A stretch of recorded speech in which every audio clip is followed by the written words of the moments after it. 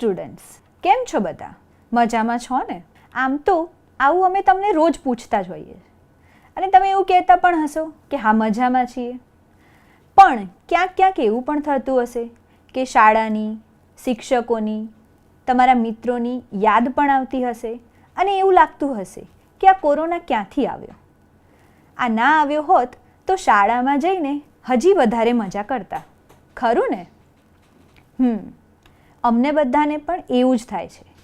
પણ આપણે આ કોરોનાની મહામારી હોવા છતાં પણ જેમ આપણું શિક્ષણ કાર્ય ચાલુ રાખ્યું છે અને તમને સતત માર્ગદર્શન પૂરું પાડ્યું છે, તો દર વખતની જેમ આ મહિનામાં પણ આપણે એકમ કસોટી લેવાના છીએ. અને આ એકમ કસોટીમાં તમારે વિજ્ઞાનની અંદર પ્રકરણ 5 થી 8 સુધીનો અભ્યાસક્રમ સમાવેશ કરવામાં આવ્યો છે. તો ચાલો આજે આપણે આ પુનરાવર્તન કાર્યક્રમની અંદર પ્રકરણ 5 થી 8નું પુનરાવર્તન કરીશું. તમે કઈ કઈ બાબતો શીખી ગયા છો તે યાદ કરીશું અને જો કોઈ બાબત શીખવાની રહી ગઈ હોય તો તે પણ સાથે સાથે શીખી લઈશું. તો તમે તમારું પાઠ્યપુસ્તક, નોટબુક અને પેન લઈને તૈયાર થઈ જાઓ. તો ચાલો આપણે હવે શરૂ કરીએ આપણું આજનું પુનરાવર્તન. આપણે પુનરાવર્તનમાં સૌથી પહેલું પ્રકરણ લઈ રહ્યા છીએ, પ્રકરણ 5, એસિડ, બેઝ અને ક્ષાર. આ પ્રકરણની અંદર તમે એસિડ, બેઝ અને ક્ષારના ગુણધર્મો ભણ્યા હશો. સાથે એ પણ જોયું હશે કે કયો પદાર્થ એસિડિક છે અને કયો પદાર્થ બેઝિક છે. તો તે ચકાસવા માટે આપણે જુદા જુદા સૂચકો પણ બનાવ્યા છે. તો ચાલો આપણે આ દરેક બાબતને પુનરાવર્તનમાં યાદ કરીએ. સૌથી પહેલા આપણે જોઈએ કે કયા પદાર્થોને એસિડ કહેવાય.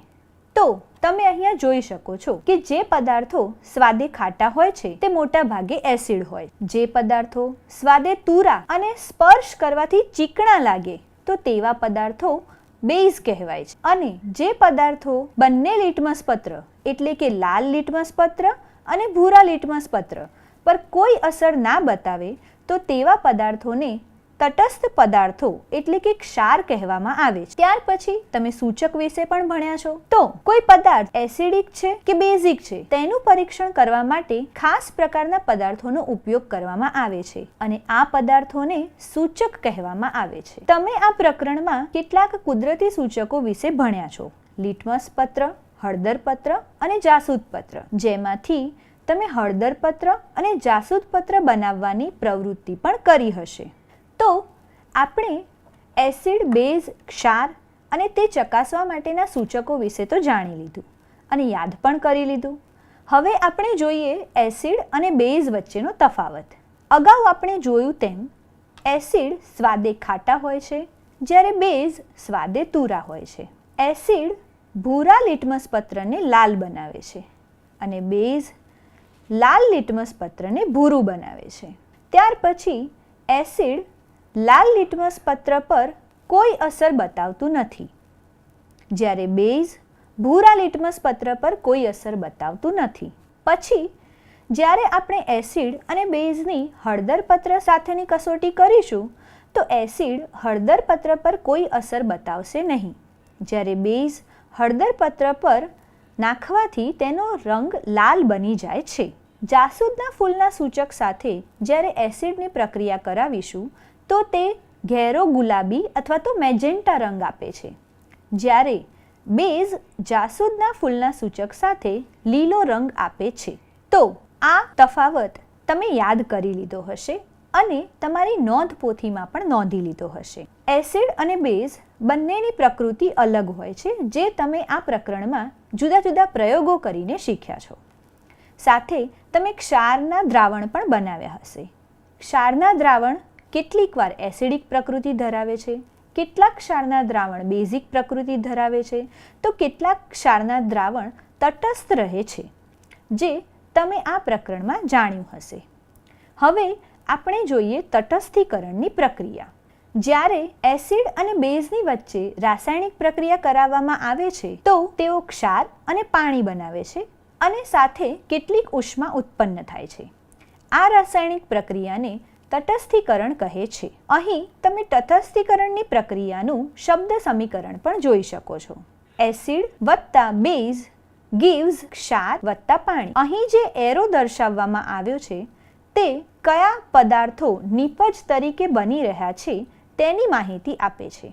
જ્યારે પણ આપણે વિજ્ઞાનમાં રાસાયણિક પ્રક્રિયાના સમીકરણ અથવા તો શબ્દ સમીકરણ લખતા હોઈએ ત્યારે જે તીર એટલે કે જે એરો દર્શાવવામાં આવે છે તે કયા પદાર્થો નિપજ સ્વરૂપે બની રહ્યા છે તે દર્શાવે છે. તો ચાલો આપણે જોઈએ કે આપણે રોજિંદા જીવનમાં તટસ્થીકરણ ક્યાં ક્યાં વાપરતા હોઈએ છીએ. પહેલું છે અપચો કે એસિડિટી માટે.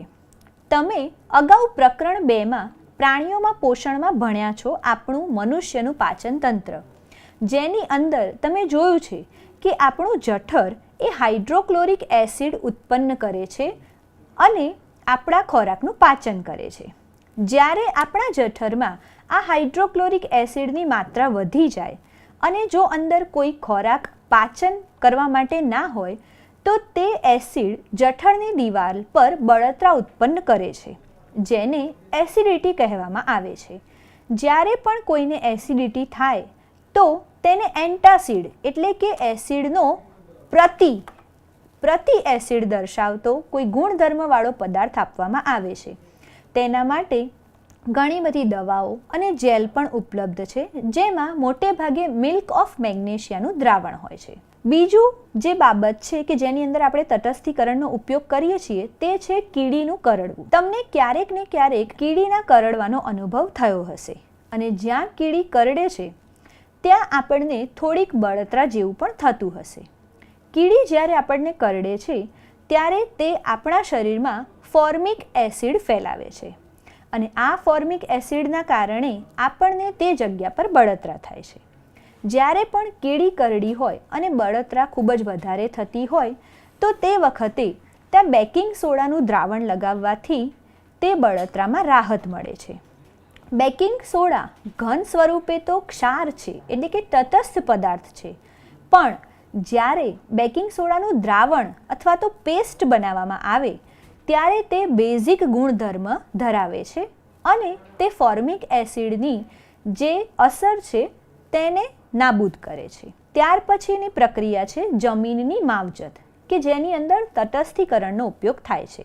તમે ખેતીકામની માહિતી ધરાવતા હોય તો તમને ખ્યાલ હશે કે જમીનમાં ઘણા બધા રાસાયણિક પદાર્થો જેવા કે રાસાયણિક ખાતરો, જંતુનાશકો વગેરે નાખવામાં આવે છે, જેના કારણે જમીનની અંદર તેની એસિડિકતા વધી જાય છે અને તે વખતે જમીનની આ એસિડિકતાને ઘટાડવા માટે તેમાં બેઝિક પ્રકૃતિ ધરાવતા પદાર્થો નાખવામાં આવે છે. ત્યાર પછીની જે બાબત છે તે છે કારખાનામાંથી નીકળતો કચરો. તમે ઘણી વખત ફેક્ટરી, કારખાના વગેરેમાંથી નીકળતું પાણી, ધુમાડો કે ઘન કચરો જોયો હશે. કારખાનામાંથી નીકળતો આ કચરો ઘણી વખત એસિડિક પ્રકૃતિ ધરાવે છે.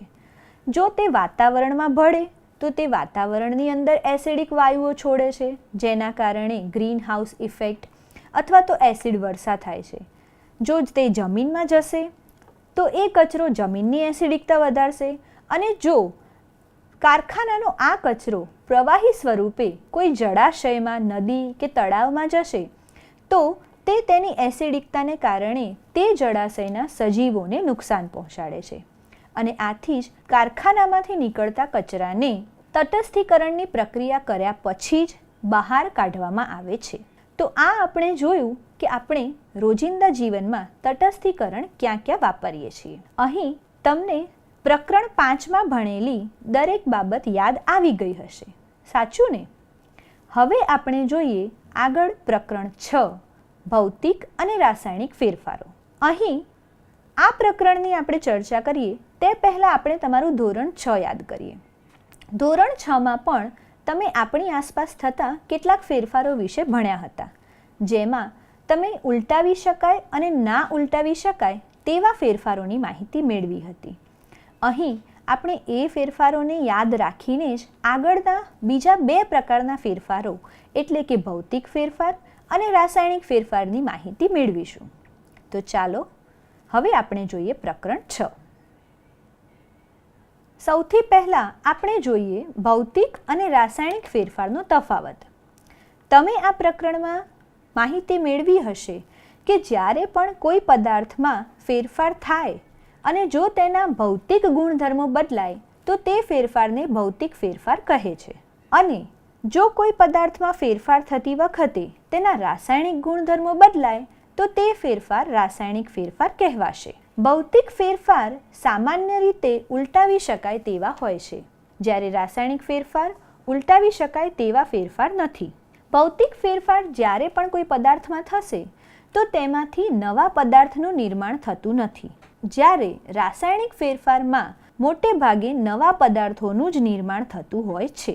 તમે આ પ્રકરણમાં પાઠ્યપુસ્તકમાં આપેલા ઉદાહરણો પણ જોયા હશે કે જ્યારે આપણે કોઈ કાગળ કે કાપડના ટુકડાને ફાડીને અથવા કાપીને નાનામાં નાનો ટુકડો બનાવીએ તો પણ તે કાગળ કે કાપડનો ટુકડો જે મોટો હતો તેવા જ ગુણધર્મો નાનો ટુકડો પણ ધરાવે છે. તે કાગળ કાગળ જ રહે છે, કાગળમાંથી બીજું કંઈ થઈ જતું નથી. તે પ્રમાણે રાસાયણિક ફેરફારની અંદર વાપરવામાં આવતા જે પદાર્થો છે તેની પર કોઈ પ્રક્રિયા થશે તો નવા પદાર્થો જ મળતા હોય છે. તમે રાસાયણિક ફેરફારના ઘણા બધા ઉદાહરણ આ પ્રકરણમાં શીખ્યા હશો. સાથે સાથે તમે એ પણ જાણ્યું હશે કે જ્યારે રાસાયણિક ફેરફાર થાય છે તો ફક્ત નવો પદાર્થ બનતો નથી, પણ તેની સાથે બીજી અનેક ઘટનાઓ પણ બનતી હોય છે. ચાલો આપણે જોઈએ કે જ્યારે કોઈ પદાર્થમાં રાસાયણિક ફેરફાર થાય તો કેવી કેવી ઘટનાઓ બને છે.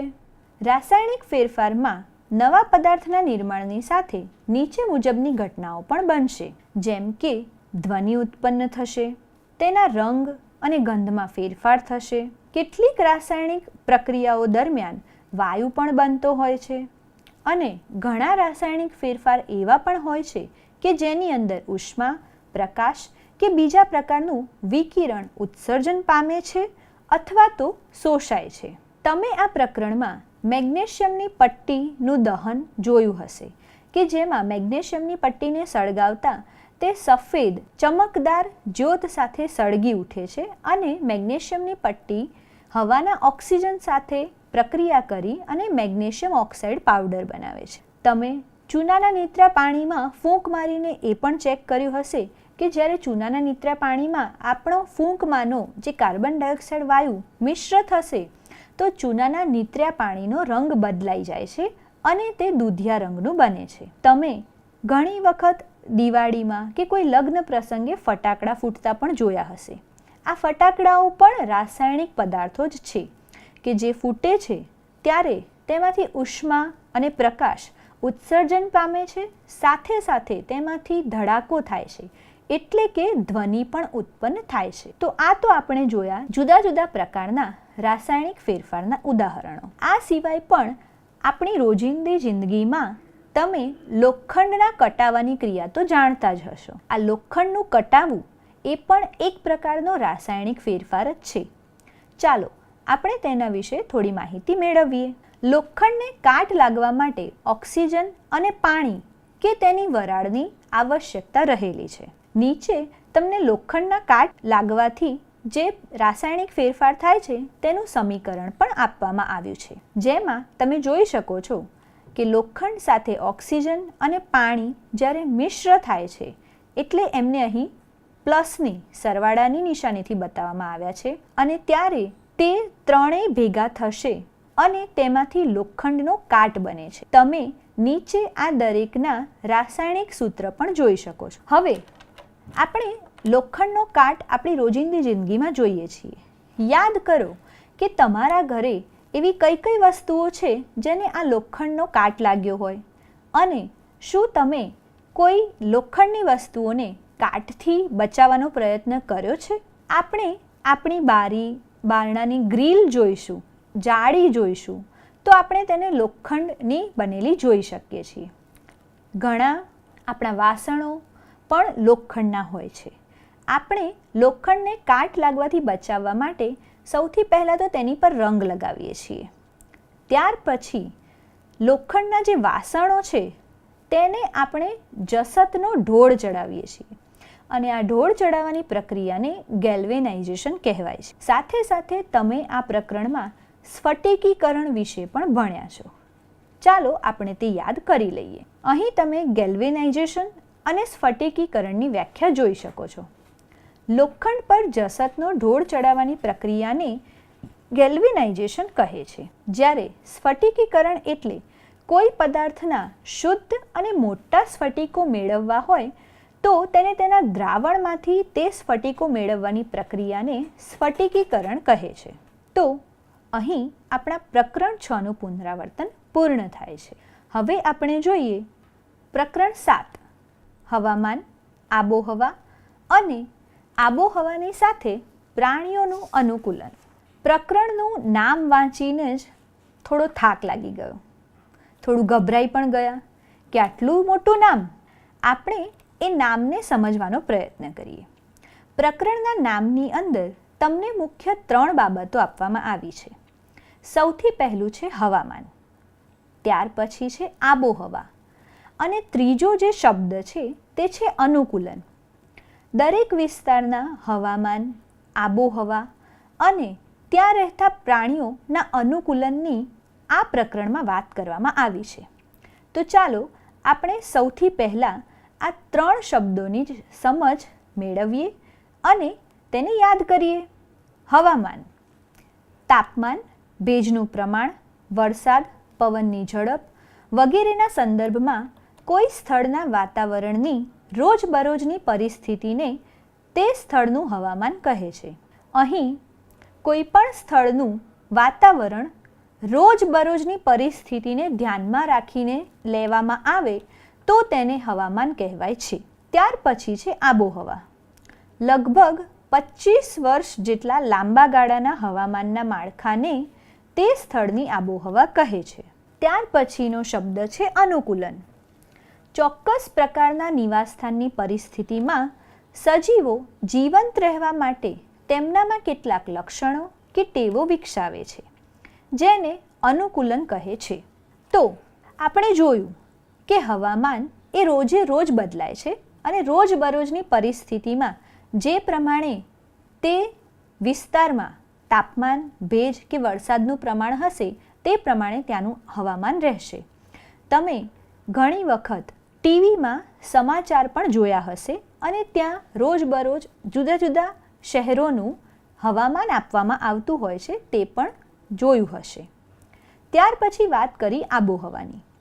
આબોહવા એ રોજે રોજ બદલાતી નથી. કોઈ પણ વિસ્તારના લગભગ 25 વર્ષ જેટલો લાંબો સમયગાળો હોય તેના હવામાનને ધ્યાને રાખીને તે વિસ્તારની આબોહવા નક્કી થતી હોય છે. આપણે એવું કહી શકીએ કે હવામાન એ ખૂબ જ ટૂંકા ગાળાનું છે જે રોજે રોજ બદલાય છે, જ્યારે આબોહવા તે લાંબા ગાળાની છે, તે રોજ બદલાતી નથી. ત્યાર પછી આપણે જોયું અનુકૂલન. તમે ધોરણ 6માં પણ જુદા જુદા અનુકૂલનો વિશે ભણ્યા છો. ધોરણ 6માં તમે જલીય નિવાસસ્થાનોના પ્રાણીઓના અનુકૂલન, રણ પ્રદેશમાં રહેતા પ્રાણીઓના અનુકૂલન તથા દરમાં રહેતા પ્રાણીઓના અને વનસ્પતિઓના પણ અનુકૂલનો ભણ્યા છો. અહીં આ પ્રકરણમાં તમારે ધ્રુવ પ્રદેશમાં રહેતા પ્રાણીઓના અનુકૂલન ભણવાના છે તથા વિષુવવૃત્તીય વર્ષાવનોમાં રહેતા પ્રાણીઓના અનુકૂલન પણ ભણવાના છે. હવે આપણે જોઈએ ધ્રુવીય રીંછના અનુકૂલન, જેમાં સૌથી પહેલું અનુકૂલન છે તેના સફેદ રૂંછાદાર વાળ. આપણે સૌ જાણીએ છીએ કે ધ્રુવ પ્રદેશો એ બરફથી છવાયેલા પ્રદેશો છે અને બરફથી છવાયેલા હોવાથી તે પ્રદેશોનો રંગ સફેદ હોય છે. હવે ધ્રુવીય રીંછને આ પ્રદેશમાં ફરવું હોય અને શિકારીઓની નજરમાંથી બચવું હોય તો તેના માટે તેના વાળનો રંગ પણ અહીં સફેદ જોવા મળે છે. ત્યાર પછીનું બીજું અનુકૂલન છે કે તેની રૂંવાટી, તેના જે રૂંછાદાર વાળ છે તેમાં 2 જાડા સ્તર આવેલા છે. આપણે જાણીએ છીએ કે જ્યાં એટલો બધો બરફ હોય ત્યાં ઠંડી પણ વધારે હોય, તો તેની વાળના આ 2 સ્તર તેને તે ધ્રુવ પ્રદેશની ઠંડી સામે રક્ષણ આપશે. ત્યાર પછી તેના શરીરની નીચે ચામડીનું પણ જાડું સ્તર હોય છે જે તેને ઠંડીથી બચાવશે. ત્યાર પછીનું ધ્રુવીય રીંછનું અનુકૂલન જોઈએ તો તેની ઘ્રાણેન્દ્રિય એટલે કે તેની સૂંઘવાની શક્તિ ખૂબ જ સતેજ હોય છે, જેથી તે ખૂબ દૂર સુધી સૂંઘી અને પોતાનો ખોરાક ક્યાં છે તે વિશે જાણી શકે છે. અને ત્યાર પછી બરફ પર ચાલવા માટે તેના પંજા પણ લાંબા અને પહોળા હોય છે. તમે આ બધા અનુકૂલોનો અભ્યાસ કર્યો જ હશે. સાથે ધ્રુવ પ્રદેશોના જે રીંછ હોય છે તેઓ પાણીની અંદર પણ લાંબા સમય સુધી રહી શકે તેવું અનુકૂલન પણ ધરાવતા હોય છે. ધ્રુવ પ્રદેશોની અંદર તમે બીજા અન્ય પ્રાણીઓ પણ જોયા હશે, જેમ કે પેંગ્વિન. પેંગ્વિન પણ ધ્રુવ પ્રદેશોના વિવિધ અનુકૂલનો ધરાવે છે અને તેઓ પણ સફેદ અને કાળા રંગમાં જોવા મળે છે. પેંગ્વિન મોટે ભાગે સમૂહમાં રહેતા પ્રાણીઓ હોય છે. હવે આપણે જોઈએ વિષુવવૃત્તીય વર્ષાવનોની જાણકારી. વિષુવવૃત્તીય વર્ષાવનો એ આપણા વિષુવવૃત્તની નજીક આવેલા છે અને તેના કારણે ત્યાં કેટલીક ખાસિયતો જોવા મળે છે. જેમાં સૌથી પહેલી ખાસિયત છે કે તે વિષુવવૃત્તની નજીક આવેલા હોવાથી ત્યાંની આબોહવા ખૂબ જ ગરમ હોય. ત્યાં દિવસ અને રાતનો સમયગાળો સરખો હોય છે. વિષુવવૃત્તની નજીક આવેલા હોવાથી ત્યાં ભારે વરસાદ પણ થતો હોય છે અને ગરમ આબોહવા, વરસાદ, દિવસ રાતનો સરખો સમયગાળો હોવાથી ત્યાં સતત હૂંફાળી પરિસ્થિતિ જોવા મળે છે. વિષુવવૃત્તીય વર્ષાવનોમાં આવી હૂંફાળી પરિસ્થિતિને કારણે વિવિધ પ્રકારની વનસ્પતિ આવેલી હોય છે અને ત્યાં ભરપૂર વનસ્પતિ આવેલી હોવાથી મોટી સંખ્યામાં ત્યાં પ્રાણીઓ રહેલા હોય છે કે જેઓ તે વનસ્પતિ પર પોતાનો ખોરાકનો આધાર રાખે છે. તમે આ પ્રકરણમાં જોયું હશે કે વિષુવવૃત્તીય વર્ષાવનોમાં જુદા જુદા પ્રાણીઓ રહેતા હોય છે, જેમાં મુખ્યત્વે આ પ્રકરણમાં જેની ચર્ચા કરવામાં આવી છે તે છે રેડ આઈ ફ્રોગ, ત્યાર પછી વાનર, ત્યાર પછી ટોકાઉન નામનું પ્રાણી અને ભારતીય હાથી. તો ચાલો આપણે જોઈએ કે આ પ્રાણીઓ જુદા જુદા કેવા પ્રકારના અનુકૂલન દર્શાવશે. વિષુવવૃત્તીય વર્ષાવનોના પ્રાણીઓનું સૌથી પહેલું અનુકૂલન છે કે તેઓ ખૂબ જ સંવેદનશીલ હોય છે. સંવેદનશીલ ત્યાંની દરેક પરિસ્થિતિ, હવામાન અને આબોહવા સાથે. ત્યાર પછી આ દરેક પ્રાણીઓ તીક્ષ્ણ નજર ધરાવતા હોય છે અને ખૂબ જ દૂર સુધી જોઈ શકે છે. વળી તેમની ધ્વનિ પરખ એટલે કે અવાજ ઓળખવાની શક્તિ પણ ખૂબ જ સારી હોય છે. ત્યાર પછી આ પ્રાણીઓ જાડી ચામડી ધરાવતા હોય છે અને તેમનો રંગ પણ ચમકદાર હોય છે. વિષુવવૃત્તીય વર્ષાવનોના પ્રાણીઓ શિકારીથી બચવા માટે રંગ બદલવાની ક્ષમતા પણ ધરાવતા હોય છે. ત્યાં જે વાનરો રહે છે તેઓ મજબૂત પૂંછડી ધરાવતા હોય છે કે જેના લીધે તેઓ વૃક્ષની ડાળી પર સહેલાઈથી રહી શકે છે. ત્યાર પછી ત્યાં જેટલા પણ પક્ષીઓ હશે તેઓ લાંબી અને મોટી ચાંચ ધરાવે છે અને ત્યાં રહેતા હાથીઓ પણ ખૂબ જ સંવેદનશીલ હોવાથી તેઓ પણ આ વર્ષાવનોની અંદર પોતાનો ખોરાક મેળવી શકતા હોય છે. અહીં આપણું પ્રકરણ 7નું પુનરાવર્તન પૂરું થયું. હવે આપણે જોઈશું પ્રકરણ 8. પ્રકરણ 8નું નામ છે પવન, વાવાઝોડું અને ચક્રવાત. તો ચાલો હવે આપણે આ 3 શબ્દોની પણ સમજ મેળવીએ અને આ પ્રકરણને યાદ કરીએ. સૌથી પહેલાં આપણે જોઈએ કે પવનની ઉત્પત્તિ કેવી રીતે થાય છે. પૃથ્વીની સપાટી અસમાન રીતે ગરમ થવાથી પવનનો પ્રવાહ રચાય છે. ગતિમાન હવાને પવન કહે છે. પવનની ઝડપ વધતા તે સ્થાને હવાના દબાણમાં ઘટાડો થાય છે. હવા હંમેશા વધુ દબાણવાળા વિસ્તારથી ઓછા દબાણવાળા વિસ્તાર તરફ ગતિ કરે છે. હવા ગરમ થતાં તેનું કદ વધે છે, તે ફેલાય છે અને ઉપર તરફ જાય છે. ગરમ હવા ઠંડી હવા કરતાં હલકી હોય છે. તો તમે આ પ્રકરણની જે વિવિધ પ્રવૃત્તિઓ આપી હતી તે કરી હશે અને તેનું અહીં આપણે બધા તારણો જોયા કે જ્યારે પૃથ્વીની સપાટી અસમાન રીતે ગરમ થશે તો પવનનો પ્રવાહ ઉત્પન્ન થાય છે. હવા આપણી ચારે બાજુ આસપાસ રહેલી જ છે, પણ જ્યારે આ હવા ગતિ કરે છે એટલે કે વહે છે ત્યારે એ વહેતી હવાને પવન કહેવામાં આવે છે. ત્યાર પછી આપણે એ પણ જોયું કે હવા જો ગરમ થશે તો તેનું કદ વધશે, તે ફેલાશે અને હવા જેમ ફેલાય, જેમ ગરમ થાય તેમ તે ઉપર તરફ જાય. પછી આપણે તે પણ જોયું કે હવા ગરમ હોય તેના કરતાં ઠંડી હશે તો ભારે હશે અને ગરમ હવા હલકી હોય. હવે આપણે ગાજવીજ સાથેના વાવાઝોડા વિશેની માહિતી મેળવીએ. પવન વિશેની જાણકારી મેળવ્યા બાદ હવે આપણે ગાજવીજ સાથેનું વાવાઝોડું કેવી રીતે ઉત્પન્ન થાય છે તે વિશે જાણીએ. જ્યારે જમીનમાં તાપમાનનો વધારો થાય છે ત્યારે ઉપર જતો પવન પ્રબળ બને છે, જે પોતાની સાથે પાણીના ટીપા પણ ઉપર લઈ જાય છે, જ્યાં તે ઠરે છે અને ફરી જમીન પર પડે છે. નીચે પડતા પાણીના ટીપા અને ઉપર તરફ ઝડપથી જતી હવા વીજળી અને ગડગડાટ ઉત્પન્ન કરે છે અને ત્યારે જે પરિસ્થિતિ સર્જાય છે તેને ગાજવીજ સાથેનું વાવાઝોડું કહે છે. હવે આપણે જોઈએ કે ગાજવીજ સાથેનું વાવાઝોડું આવે એટલે કે તોફાન આવે ત્યારે આપણે કેવી સાવધાની રાખીશું. જ્યારે વીજળી સાથે તોફાન આવે ત્યારે આપણે નીચેની સાવચેતીઓ રાખવી આવશ્યક છે. એકલા અટુલા વૃક્ષની નીચે આશ્રય ન લેવો. જો જંગલમાં હોઈએ તો નાના વૃક્ષની નીચે આશ્રય લેવો, પરંતુ જમીન પર સૂઈ જવું નહીં. ત્યાર પછી ધાતુનો હાથો ધરાવતી છત્રીનો ઉપયોગ તમારા રક્ષણ માટે ન કરો. બારીની નજીક બેસવું નહીં. ખુલ્લા ગેરેજ, ગોડાઉનના શેડ, ધાતુના છાપરા આશ્રય સ્થાન માટે યોગ્ય નથી. બંધ બારણાવાળી કાર તથા બસ આશ્રય સ્થાન માટે યોગ્ય છે. જો તમે પાણીમાં હોવ તો બહાર નીકળીને કોઈ મકાનમાં જતા રહો. આ સાવચેતીઓ પરથી આપણે એ સમજીએ છીએ કે જો કોઈ વૃક્ષ એકલું અટુલું હશે અને તેના પર વીજળી પડે તો તેની નીચે આપણે આશ્રય લઈએ તો આપણે પણ તે વૃક્ષની સાથે આગ લાગીને સળગી શકીએ છીએ.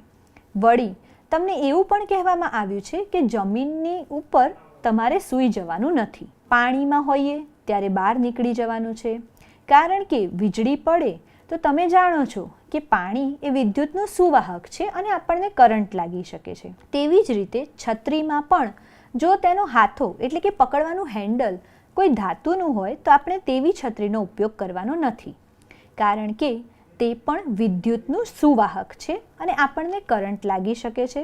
ત્યાર પછી હવે આ વાવાઝોડામાંથી ચક્રવાત કેવી રીતે ઉદ્ભવે છે તેની આપણે સમજ મેળવીએ.